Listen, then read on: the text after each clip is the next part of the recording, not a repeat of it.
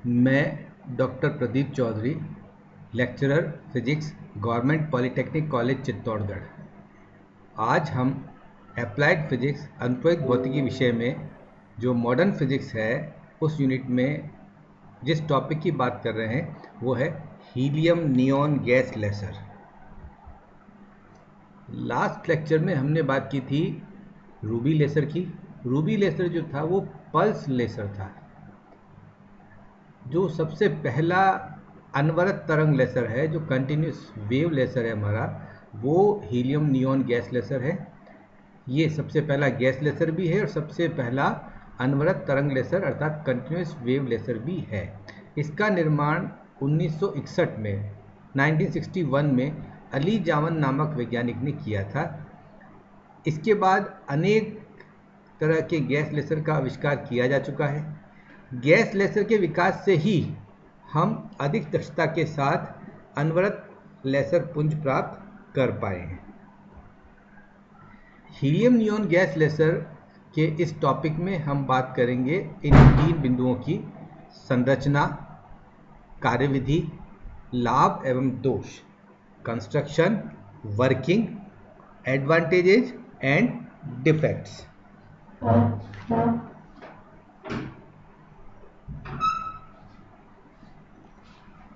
ये देखिए आप, ये हीलियम नियॉन गैस लेसर का जो चित्र है वो आपके सामने है, जिसके संरचना के माध्यम से हम इसको डिस्कस कर रहे हैं। 40 सेंटीमीटर लंबा और 2 मिलीमीटर व्यास का पायरेक्स कांच की ये विसर्जन नलिका है। ये देखिए आप, ये जो ट्यूब है हमारी, ये जो ट्यूब है, ये ट्यूब 40 सेंटीमीटर लंबी है और 2 व्यास की पायरेक्स कांच की विसर्जन नलिका डिस्चार्ज ट्यूब है। इस डिस्चार्ज ट्यूब में हीलियम और नियॉन गैस का मिक्सचर जो है वो रहता है और ये 10:1 के रेशियो में है। इस विसर्जन ट्यूब में जो प्रेशर है वो कम रखा जाता है और लगभग 1 मरकरी का प्रेशर हम इसमें रखते हैं। ये देखिए, ये ट्यूब आपके सामने बताई गई है, ठीक है। इस ट्यूब में 1 या हीलियम नियॉन गैस मिक्सचर है। हीलियम 10 नियॉन 1 10:1 का रेशियो यहाँ पर रहेगा, ठीक। जो डिस्चार्ज ट्यूब थी उसमें 1 मरकरी का प्रेशर ऑलमोस्ट रखा जाता है। इसके साथ साथ हम ये देखें, कांच की जो डिस्चार्ज ट्यूब है हमारी, इसमें ये ट्यूब 2 समांतर दर्पणों के मध्य, 2 पैरेलल मिरर्स के बीच में रखते हैं और दोनों मिरर पर सिल्वर की पॉलिश होती है। ये देखिए, ये जो 2 मिरर हैं, एक तो ये है आउटपुट कपलर लेफ्ट साइड वाला और ये हाई रिफ्लेक्टर राइट साइड वाला।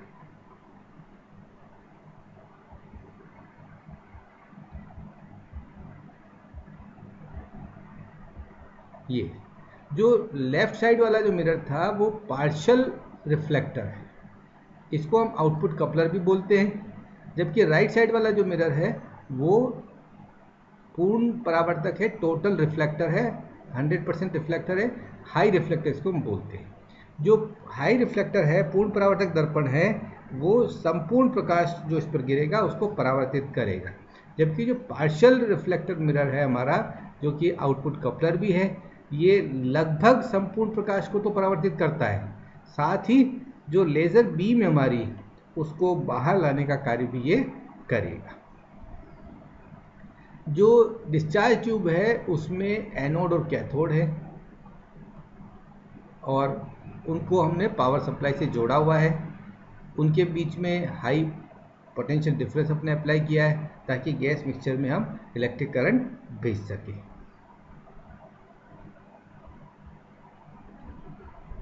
ये देखिए, ये जो आपका है यहाँ, ये कैथोड और ये एनोड, 2 इलेक्ट्रोड हो गए, ठीक है। इनको डीसी पावर सप्लाई से अपने जोड़ दिया है, हाई पोटेंशियल डिफरेंस यहाँ पर लगाया है, जिससे इस मिक्सचर में हम इस विसर्जन नलिका में इलेक्ट्रिक करंट जो है वो भेज सकें, ठीक है। ये आउटपुट कपलर आपका है ये, और ये हाई रिफ्लेक्टर है और इधर से ये लेसर आउटपुट हमको मिलेगा।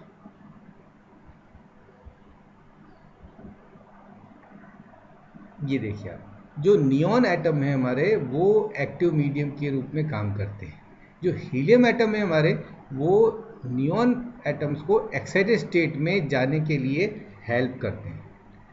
जो एक्टिव मीडियम है वो नियॉन, और हीलियम एटम नियॉन एटम को एक्साइटेड स्टेट में जाने के लिए, उत्तेजित अवस्था में जाने के लिए, ताकि वहाँ से वो किसमें मितस्थायी अवस्था में आकर के और वहाँ से जो निम्न अवस्था है उसमें आए और उद्दीप्त उत्सर्जन के माध्यम से प्रकाश जो है वो लेसर प्रकाश उत्सर्जित करे। अब ये इसके जो एनर्जी लेवल से ये यहाँ पर बताए गए हैं, जो हम कार्यविधि में समझेंगे। हीलियम का अलग है, ये देखिए आप, ये हीलियम का है और ये नियॉन का है। ठीक, ये हीलियम के एटम्स हैं, एक्साइटेशन बाय इलेक्ट्रिक डिस्चार्ज जैसा कि बताया गया है। हीलियम के एटम यहाँ से जो इलेक्ट्रिक डिस्चार्ज होगा उससे एक्साइट होंगे और हायर ऑर्बिट्स में, हायर लेवल में चले जाएंगे। ठीक है, आगे हम इसकी डिटेल में बात कर रहे हैं।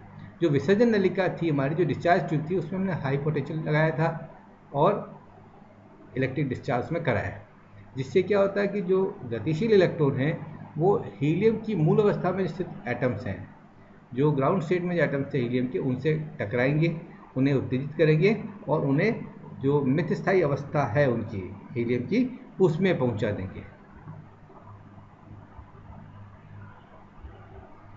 ये देखिए आप, ये helium excitation by electric discharge higher orbits में जा रहे हैं। ठीक है, फिर यहाँ पर ये जो है नियॉन एटम से कोलाइड होंगे। मितस्थायी अवस्था स्तरों में हीलियम के ये आयन नियॉन एटम से टकराते हैं और उन्हें अपनी एनर्जी दे देते हैं। नियॉन परमाणु जो है वो मेटास्टेबल स्टेट में चले जाते हैं, और मेटास्टेबल स्टेट में क्योंकि लाइफ टाइम ज़्यादा है, ठीक है, तो नियॉन आयनों की संख्या में धीरे धीरे वृद्धि होती जाती है और जो पॉपुलेशन इन्वर्जन है, जनसंख्या प्रतिलोमन है, उसकी स्थिति वहाँ पर उत्पन्न हो जाएगी, जो कि उद्दीप्त उत्सर्जन स्टिमुलेटेड इमिशन के लिए आवश्यक है। नियॉन के जो एक्साइटेड आयंस हैं वो डिफरेंट मेटास्टेबल स्टेट में और वहाँ से कंपैरेटिवली जो लोअर एनर्जी स्टेट्स हैं उसमें आएंगे। तो ये देखिए आप, तीन तरह के यहाँ पर ट्रांजिशन होते हैं। ये तीनों ट्रांजिशन जो है वो स्टिमुलेटेड इमिशन है, 3s2 to 3p4, 2s2 to 2p4 and 3s2 to 2p4। ठीक है, चित्र में भी अपन देख सकते हैं।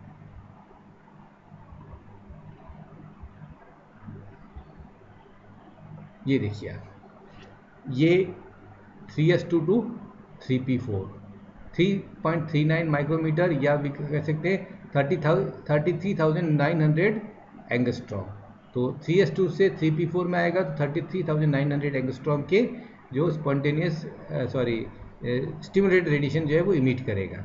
इसी प्रकार से जब 2s2 से 2p4 में आएगा तो 11,500 एंगस्ट्रॉम के या 1.15 माइक्रोमीटर के रेडिएशंस जो है वो इसे स्टिमुलेटेड इमिशन के माध्यम से इमिट करेगा।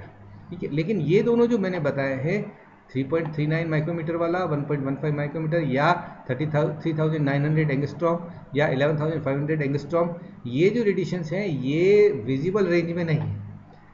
3s2 से जब 2p4 में आता है तो यहाँ जो रेडिएशन इमिट करता है वो 6328 एंगस्ट्रॉम, 6328 एंगस्ट्रॉम के रेडिएशंस ये यहाँ पर इमिट करेगा स्टिमुलेटेड इमिशन के थ्रू।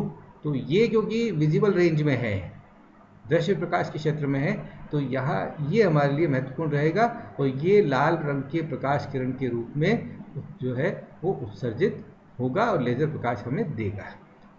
बाद में जो नियॉन एटम है वो 6000 एंगस्ट्रॉम की स्पॉन्टेनियस इमिशन स्वतः उत्सर्जन के माध्यम से 1s2 में आ जाएगा।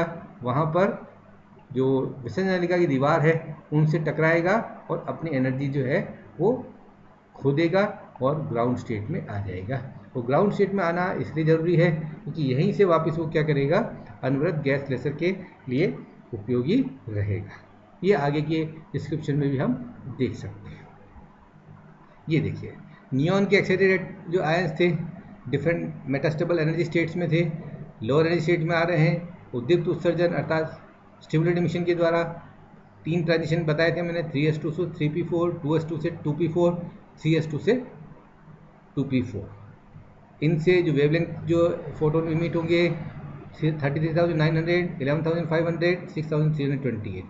केवल 6,328 वाला हमारे लिए इंपॉर्टेंट है क्योंकि ये विजिबल रेंज में है। इस लेसर स्रोत से इसी लाल रंग का प्रकाश जो है वो निर्गत लेसर पुंज के रूप में हमें प्राप्त होगा। संक्रमण के पश्चात जो नियॉन आयन से 6000 एंगस्ट्रॉम के विकिरण स्वतः उत्सर्जन, यहाँ देखिए स्पॉन्टेनियस इमिशन के द्वारा करके और लोअर स्टेट में आ जाएगा, ठीक है। और बाद में ये आयन जो है वो विसर्जन नली की दीवारों से टकराएंगे, ऊर्जा खो देंगे, मूल अवस्था में आ जाएंगे। जो हमारे स्टिमुलेटेड इमिशन से उत्पन्न फोटोन थे उनमें से कुछ फोटोन विसर्जन नलिका की अक्ष के अनुदिश गति करेंगे, और जैसे रूबी लेसर में दर्पणों द्वारा बहुपरावर्तन से उद्दीपित उत्सर्जन का प्रवर्तन हुआ था और हमें लेसर प्रकाश पुंज प्राप्त हुआ था, ठीक वैसा ही हीलियम नियॉन गैस लेसर में भी हमें लेसर प्रकाश पुंज प्राप्त होगा, और ये दृश्य क्षेत्र में है। एडवांटेजेस क्या क्या इसके फायदे हैं, क्या क्या लाभ हैं, ये हम देख सकते हैं। सबसे पहला प्रॉफिट ये है कि यह लेसर जो है स्पेक्ट्रम के दृश्य भाग में हमें लेसर प्रकाश पुंज प्रदान करता है, ठीक है। अर्थात ये जो लेज़र है ये अपने को विजिबल पोर्शन जो स्पेक्ट्रम का उसमें लेसर प्रकाश पुंज हमें देगा, ठीक है। दूसरा, ये कंटिन्यूस लेजर भी है। लागत की दृष्टि से हम बात करें तो इकोनॉमिकली ये हमें ठीक रहेगा।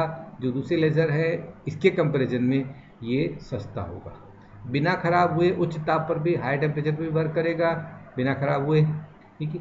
सबसे इम्पोर्टेंट जो यूज़ है वो यहाँ से आ जाएगा, कम शक्ति का स्रोत है ये, ठीक है। पावर यहाँ पर कम है, तो लैब और जो हमारे रिसर्च वर्क है उनके लिए बहुत ही उपयोगी ये होते हैं।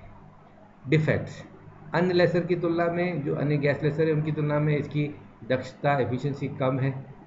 हाँ, जैसे हमने कहा था कि कम शक्ति वाले कार्यों में ही ये काम आ पाएगा। जहाँ हायर पावर्स की बात करेंगे तो उन वर्क्स में ये लेसर काम में नहीं आ पाएगा। तीसरा सबसे इम्पोर्टेंट डिफेक्ट यहाँ पर रहता है कि जो गेन है इसका, जो आउटपुट पावर है इसकी, वो बहुत ही कम होती है। तो इस प्रकार से अपन ने आज जो हीलियम नियॉन गैस लेसर है उसकी बात की, संरचना, कार्यविधि और उसके advantages and defects. Thank you.